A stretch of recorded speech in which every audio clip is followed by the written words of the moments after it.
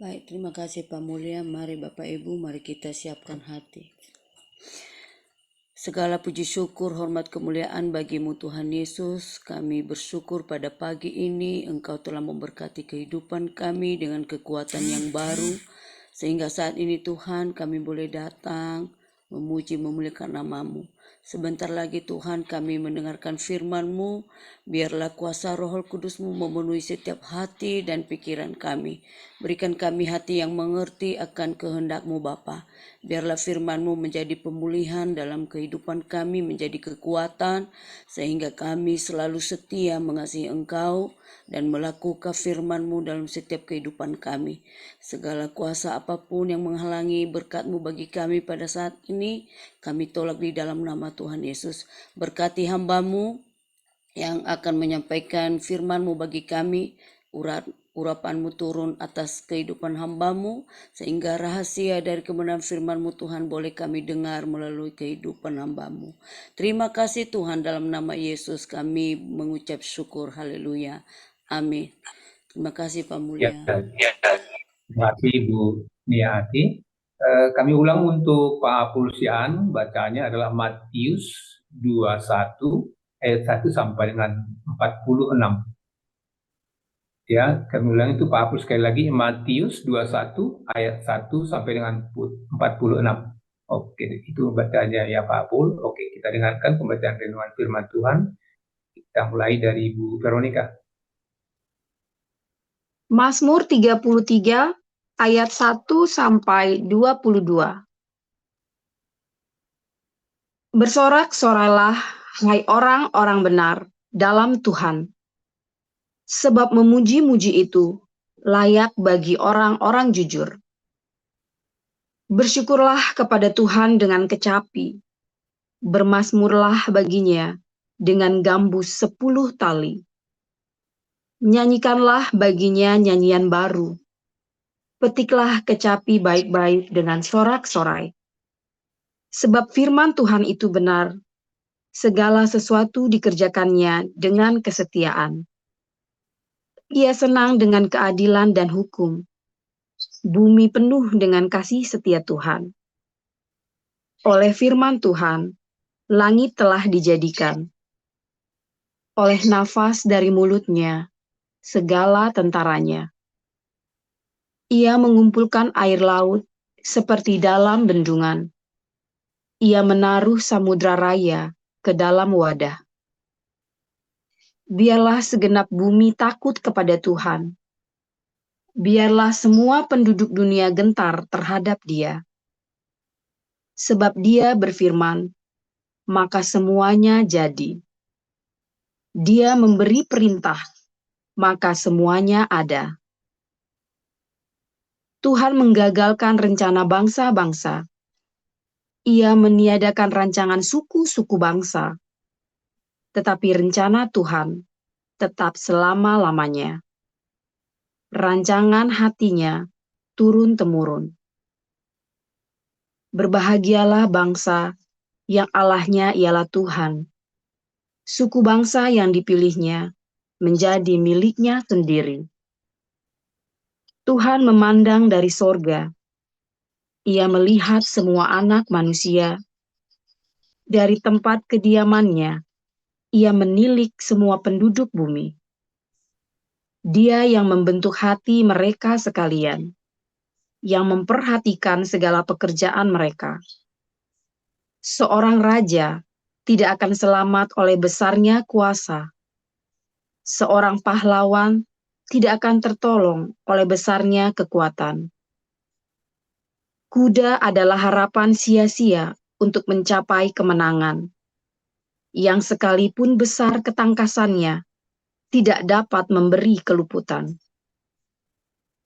Sesungguhnya, mata Tuhan tertuju kepada mereka yang takut akan Dia, kepada mereka yang berharap akan kasih setianya, untuk melepaskan jiwa mereka daripada maut, dan memelihara hidup mereka pada masa kelaparan. Jiwa kita menanti-nantikan Tuhan. Dialah penolong kita dan perisai kita. Ya, karena Dia hati kita bersuka cita, sebab kepada nama-Nya yang kudus kita percaya. Kasih setiamu ya Tuhan, kiranya menyertai kami, seperti kami berharap kepadamu.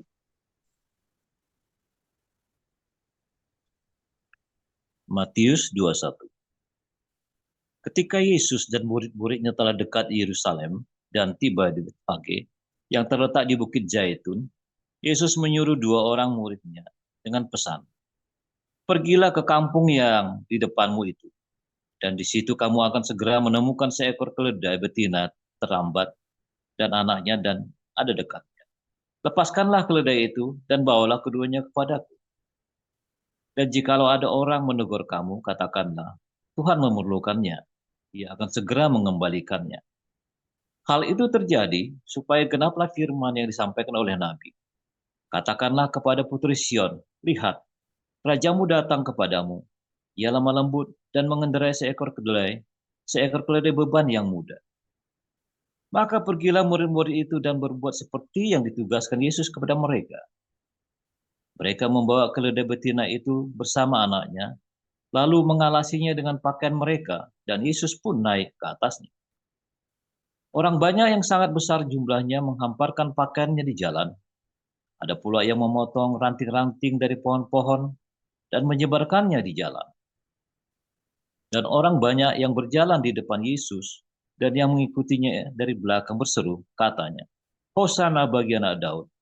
Diberkatilah dia yang datang dalam nama Tuhan. Hosana di tempat yang maha tinggi." Dan ketika ia masuk ke Yerusalem, gemparlah seluruh kota itu dan orang berkata, "Siapakah orang ini?" Dan orang banyak itu menyahut, "Inilah Nabi Yesus dari Nazaret di Galilea." Lalu Yesus masuk ke bait Allah dan mengusir semua orang yang berjual beli di halaman bait Allah. Ia membalikkan meja-meja penukar uang dan bangku-bangku pedagang merpati. Dan berkata kepada mereka, "Ada tertulis, rumahku akan disebut rumah doa, tetapi kamu menjadikannya sarang penyamun." Maka datanglah orang-orang buta, orang-orang timpang kepadanya dalam bait Allah itu, dan mereka disembuhkannya. Tetapi ketika imam-imam kepala dan ahli-ahli Taurat melihat mujizat-mujizat yang dibuatnya itu, dan anak-anak yang berseru dalam bait Allah, "Hosana bagi anak Daud," hati mereka sangat jengkel. Lalu mereka berkata kepadanya, "Engkau dengar apa yang dikatakan anak-anak ini?" Kata Yesus kepada mereka, "Aku dengar. Belum pernahkah kamu baca, dari mulut bayi-bayi dan anak-anak yang menyusu Engkau telah menyediakan puji-pujian?" Lalu ia meninggalkan mereka dan pergi ke luar kota ke Betania dan bermalam di situ. Pada pagi-pagi hari dalam perjalanan kembali ke kota, Yesus merasa lapar. Dekat jalan ia melihat pohon ara, lalu pergi ke situ. Tetapi ia tidak mendapat apa-apa pada pohon itu selain daun-daunnya saja. Katanya kepada pohon itu, "Engkau tidak akan berbuah lagi selama-lamanya." Dan seketika itu juga keringlah pohon ara itu. Melihat kejadian itu tercenganglah murid-muridnya lalu berkata, "Bagaimana mungkin pohon ara itu sekonyong-konyong menjadi kering?" Yesus menjawab mereka, "Aku berkata kepadamu, sesungguhnya jika kamu percaya dan tidak bimbang, kamu bukan saja akan mendapat berbuat apa yang kuperbuat dengan pohon ara itu, tetapi juga jika kamu berkata kepada gunung ini, beranjaklah dan tercampaklah ke dalam laut, hal itu akan terjadi. Dan apa saja yang kamu minta dalam doa dengan penuh kepercayaan, kamu akan menerimanya." Lalu Yesus masuk ke bait Allah, dan ketika ia mengajar di situ, datanglah imam-imam kepala serta tua-tua bangsa Yahudi kepadanya dan bertanya, "Dengan kuasa manakah engkau melakukan hal-hal itu? Dan siapakah yang memberikan kuasa itu kepadamu?" Jawab Yesus kepada mereka, "Aku juga akan mengajukan satu pertanyaan kepadamu. Dan jikalau kamu memberi jawabnya kepadaku, aku akan mengatakan juga kepadamu, dengan kuasa manakah aku melakukan hal-hal itu. Dari manakah baptisan Yohanes? Dari sorga atau dari manusia?" Mereka memperbincangkannya di antara mereka dan berkata, "Jikalau kita katakan dari sorga, ia akan berkata kepada kita, 'Kalau begitu mengapakah kamu tidak percaya kepadanya?' Tetapi, jikalau kita katakan dari manusia, kita takut kepada orang banyak, sebab semua orang menganggap Yohanes itu nabi. Lalu mereka menjawab Yesus, kami tidak tahu. Yesus pun berkata kepada mereka, jika demikian, aku juga tidak mengatakan kepadamu dengan kuasa manakah aku melakukan hal-hal itu. Tetapi apakah pendapatmu tentang ini? Seorang mempunyai 2 anak laki-laki. Ia pergi kepada anak yang sulung dan berkata, anakku, anakku, pergi dan kerjakanlah hari ini dalam kebun anggur. Jawab anak itu, baik Bapak, tetapi ia tidak pergi. Lalu orang itu pergi kepada anak yang kedua dan berkata demikian juga. Dan anak itu menjawab, aku tidak mau. Tetapi kemudian ia menyesal lalu pergi juga. Siapakah di antara kedua orang itu yang melakukan kehendak ayahnya? Jawab mereka yang terakhir. Kata Yesus kepada mereka, aku berkata kepadamu, sesungguhnya pemungut-pemungut cukai dan perempuan-perempuan sundal akan mendahului kamu masuk ke dalam kerajaan Allah. Sebab Yohanes datang untuk menunjukkan jalan kebenaran kepadamu, dan kamu tidak percaya kepadanya. Tetapi pemungut-pemungut cukai dan perempuan-perempuan sundal percaya kepadanya. Dan meskipun kamu melihatnya, tetapi kemudian kamu tidak menyesal, dan kamu tidak juga percaya kepadanya. Dengarkanlah suatu perumpamaan yang lain. Adalah seorang tuan tanah membuka kebun anggur dan menanam pagar sekelilingnya. Ia menggali lubang tempat memeras anggur dan mendirikan menara jaga dalam kebun itu. Kemudian ia menyewakan kebun itu kepada penggarap-penggarap, lalu berangkat ke negeri lain.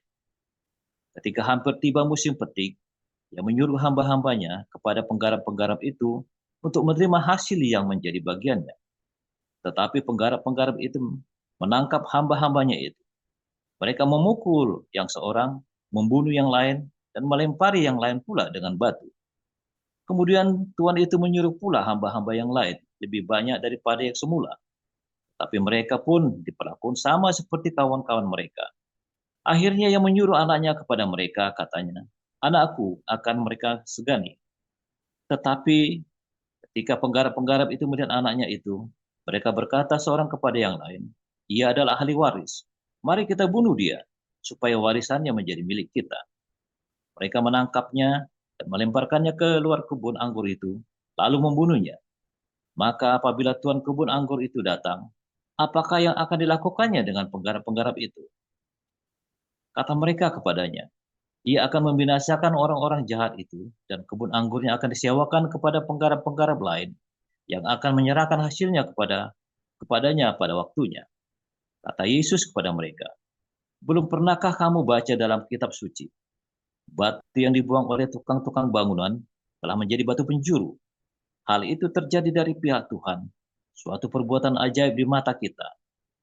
Sebab itu aku berkata kepadamu, bahwa kerajaan Allah akan diambil daripadamu, akan diberikan kepada suatu bangsa yang akan menghasilkan buah kerajaan itu. Barang siapa jatuh ke atas batu itu, ia akan hancur, dan barang siapa tertimpa batu itu, ia akan remuk. Ketika imam-imam kepala dan orang-orang Farisi mendengar perumpamaan Yesus, mereka mengerti bahwa mereka lah yang dimasukkannya, dan mereka berusaha untuk menangkap dia, tetapi mereka takut kepada orang banyak, karena orang banyak itu menganggap dia nabi. Demikian firman. Ya, terima kasih untuk para lektor yang telah membacakan firman Tuhan, Ibu Veronica Bekasi dan Pak Pulsiaan. Saudara, kini saatnya kita mendengarkan renungan firman Tuhan yang sesaat lagi dibawakan oleh hambanya, Gembala Pastor Joseph Paul Zhang. Ya, tema kita, saudara, pada kesempatan ini adalah memuji Tuhan. Bagaimana sih caranya memuji Tuhan yang real? Kita langsung dengarkan paparan dari Pastor. Iya, silakan Pastor. Haleluya, firman Tuhan selalu baru setiap hari ketika kita menanti-nantikan Tuhan. Dengan sukacita dan ucapan syukur terus berbuat kebaikan setiap hari. Kemarin sudah diajari ya, mengucap syukur, buktikan, jangan mengeluh sehari pun. Dalam 40 hari, kalau sudah berhasil, coba ya, dalam setahun. Kalau kamu berhasil, lihat ya, 40 hari saja hidupmu sudah berubah. 1 tahun hidupmu nanti penuh dengan mujizat. Kalau kamu lakukan terus, maka tidak ada yang sulit dalam hidupmu. Ya, tidak ada yang sulit dalam hidupmu yang tidak bisa dilalui, tidak bisa dibuka, yang tidak bisa diuraikan. Ya, ya, ucapan syukur. Kemarin sudah diajarin lagi ya untuk bersukacita. Nah, bersukacita. Ya, kalau diajarin kalau mengucap syukur itu kamu lagi ngelilir, terus kamu teringat masalah, kamu aduh Tuhan, jangan begitu ya. Tapi terima kasih Tuhan, sekalipun hatimu berat ya. Terima kasih Tuhan. Terima kasih Tuhan, gitu ya. Tuhan Yesus baik. Walaupun hatimu perih, takut, deg-degan ya, jangan kamu keluarkan kata yang negatif. Bilang, terima kasih Tuhan, Jehovah Jireh. Kemarin diajarin lagi tentang bersukacita. Bersukacita adalah sebuah keputusan, bukan kamu tidak membutuhkan sebuah alasan untuk bersukacita. Tapi bersukacitalah, ya. Bersukacita. Kalau untuk bahagia butuh alasan, ya. Bahagia itu karena sebuah alasan, tapi sukacita itu bukan, saudara. Sukacita adalah keputusan. Dalam kondisi apapun, dalam kondisi paling buruk hidupmu sekalipun, bersukacita itu adalah sebuah keputusan kamu. Kamu mau sukacita atau kamu mau ruwet, itu keputusan. Ya, aneh ya, aneh. Tapi itulah jalan hidup yang kamu pilih. Kalau ada orang nyakiti kamu memutuskan untuk mengampuni atau kamu balas dia sekeras-kerasnya. Itu kan keputusan. Balas keras-kerasnya, puas? Enggak puas. Saya sudah pernah lakukan ya. Enggak puas. Yang hilang tetaplah hilang. Ya kan? Apalagi yang hilang itu nyawa. Apalagi yang hilang itu adalah sesuatu yang mengerikan ya. Maka kamu sudah balas 1000 kali kamu balas pun tidak akan puas. Maka Tuhan ajar lepaskan, ampuni. Itu kan keputusan. Ya kan? Sama, bersukacita itu juga keputusan. Ya. Sebentar.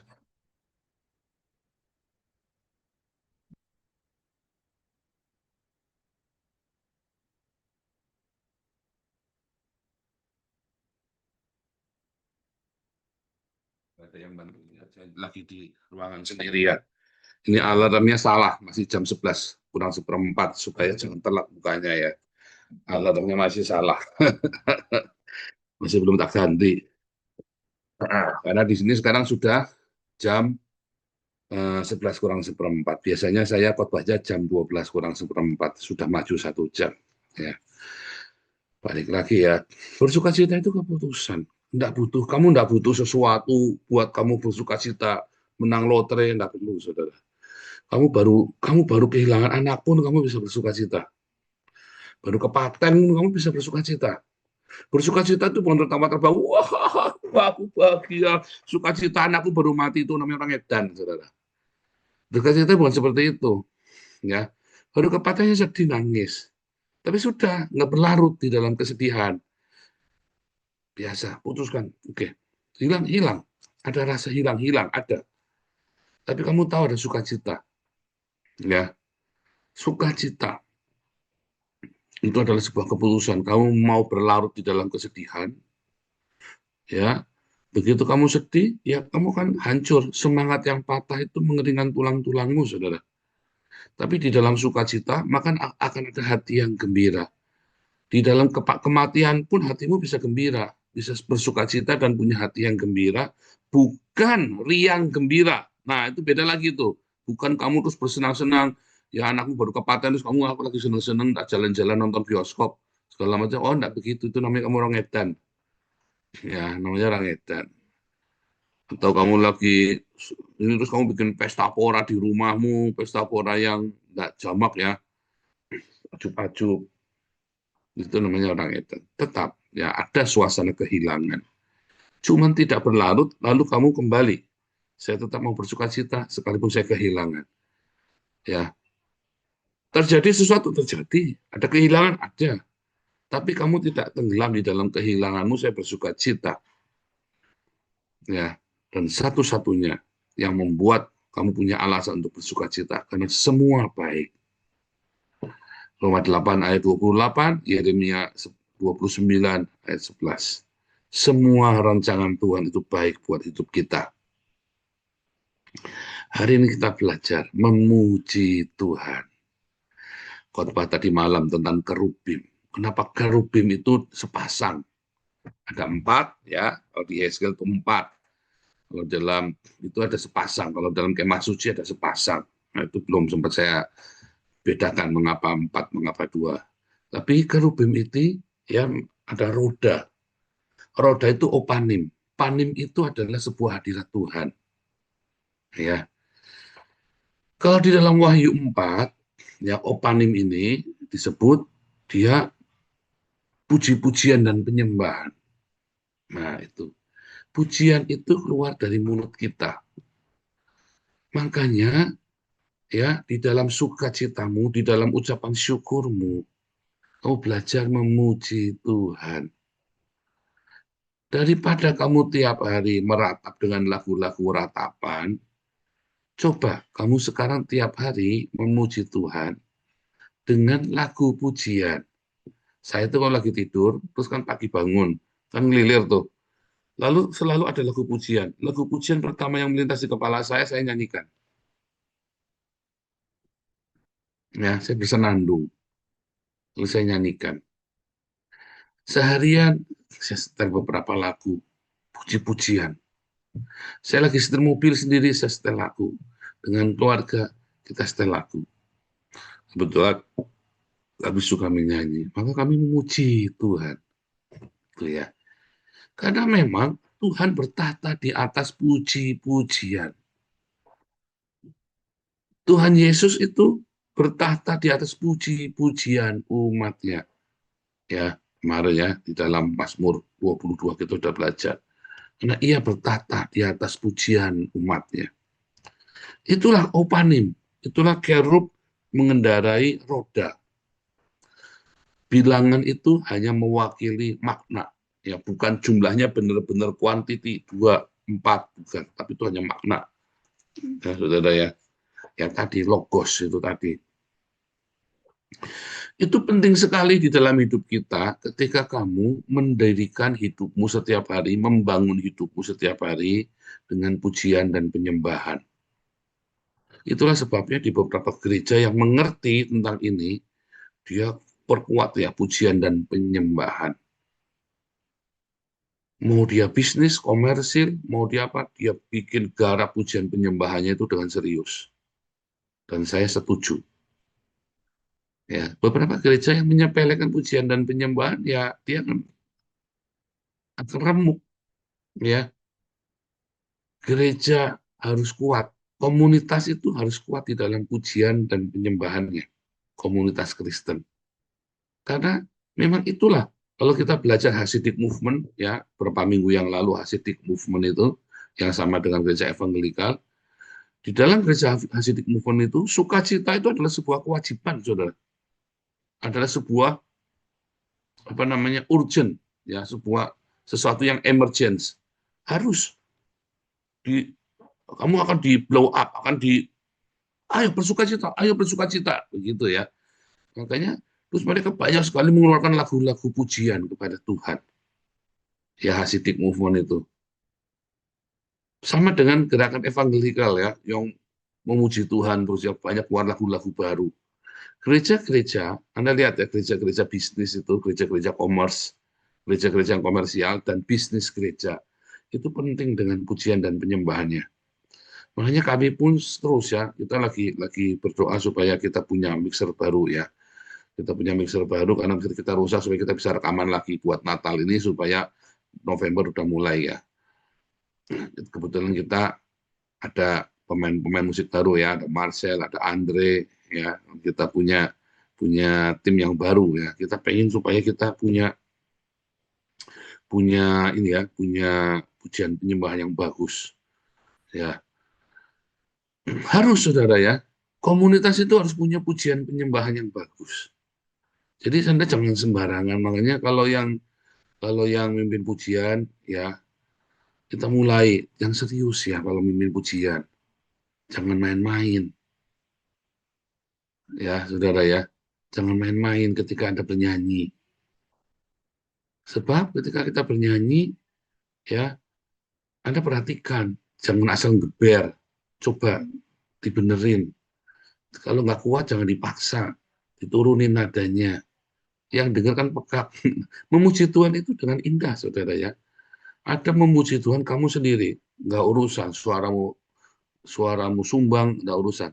Tapi kalau kamu memuji Tuhan bersama orang lain, suaramu sumbang, orang budegen. Teriak-teriak pagi-pagi, suaranya misalnya gitu ya. Anda harus belajar yang benar suaramu, deep tune yang benar dulu.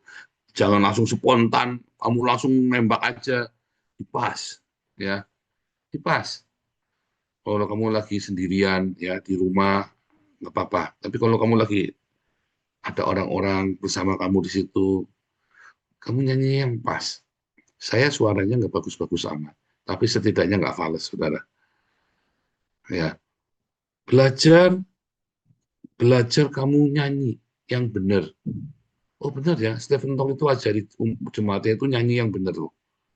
Ya, Stephen Tong itu ngajari jemaatnya itu untuk nyanyi yang benar itu beneran, saudara ya. Karena dia juga tahu kuasa pujian dan penyembahan, dia mengerti. Bahkan gereja reform Stephen Tong itu loh. Ya, kita juga begitu. Ya, kita ayo belajar memuji menyembah Tuhan yang benar. Nanti kapan-kapan ya saya janji pada Anda untuk bikin kemarin ya, bikin seminar bagaimana cara menciptakan lagu. Sehingga kamu tuh banyak bikin lagu pakai AI itu nggak pernah ngawur-ngawur. Ya, terus dinyanyikan di sini jadi nggak enak, didengar pun nggak enak. Karena kamu menciptakan lagu yang ngawur. Ya, menciptakan pakai AI lagi itu jadi nggak benar, lagunya nggak pas. Ya, lagu yang dapat itu jadi aneh nanti kayak lagunya siapa itu, lagunya anak-anak itu, lagu Jepang, anak-anak Jepang itu ya, aku ingin begini, aku ingin, itu jadi aneh syairnya kan, ya kan, kayak si Kobo-chan Shinchan itu kan lagunya jadi aneh, kalau begini aku jadi bingung, jadi rimanya nggak pas ya, tapi karena itu lagunya lucu ya jadi ya dipas-pasin aja, cuman jadi buat lucu-lucuan, karena memang lucu lagunya nggak pas, ya kan, lagunya terjemahnya itu aslinya terjemahnya itu bagus, ya kan.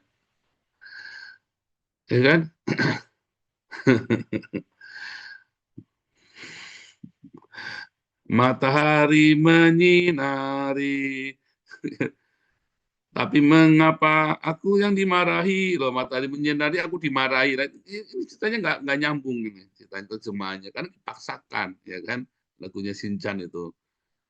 Nah, itu kan contoh lagu-lagu yang dapat. Itu jadi dapat. Memuji Tuhan itu memang membutuhkan spontanitas, saudara.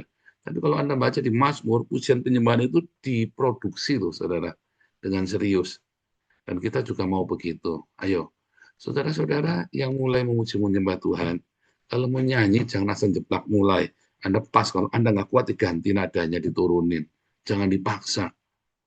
Ya. Terus dipersiapkan lagunya. Lagu yang bisa. Ya, saudara ya, yang benar.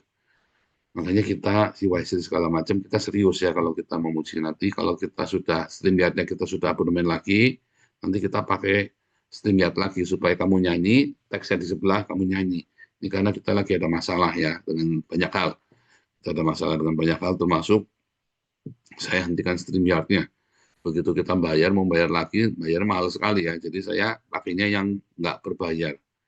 Ya, karena kita sekarang lagi benar-benar mengetatkan pengeluaran kita.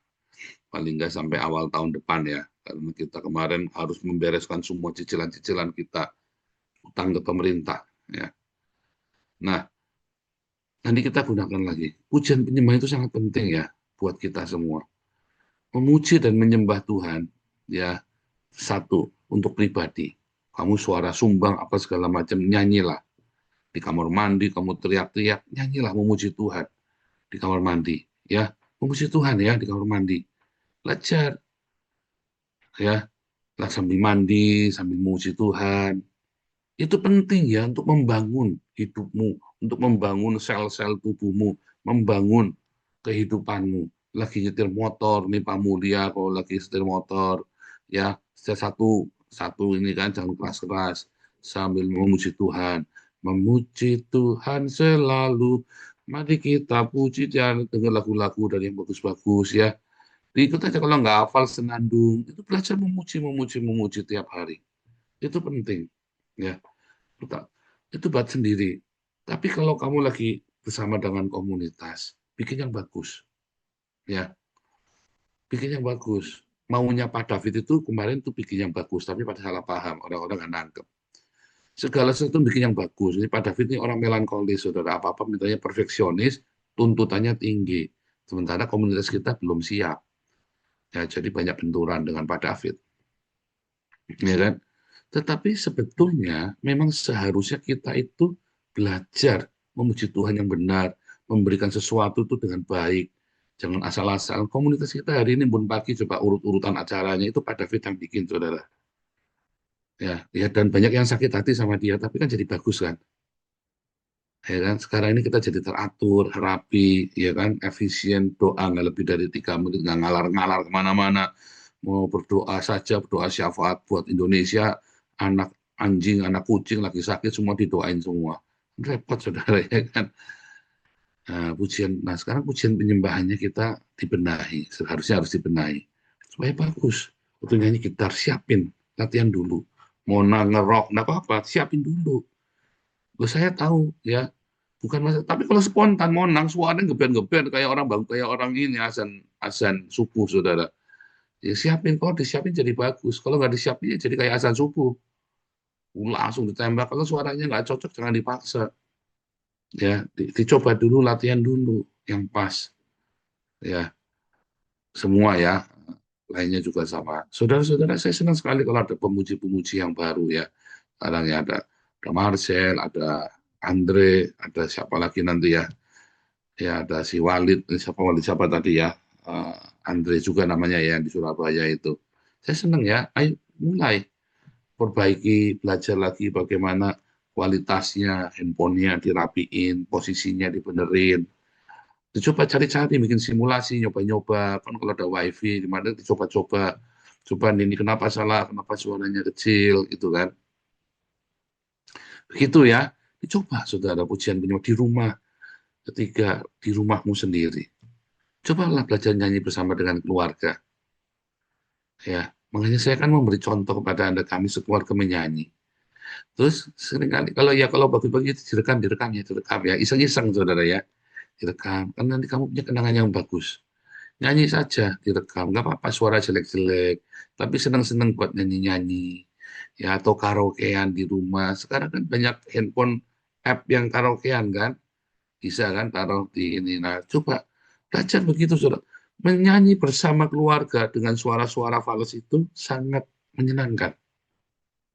Ya, saudara ya.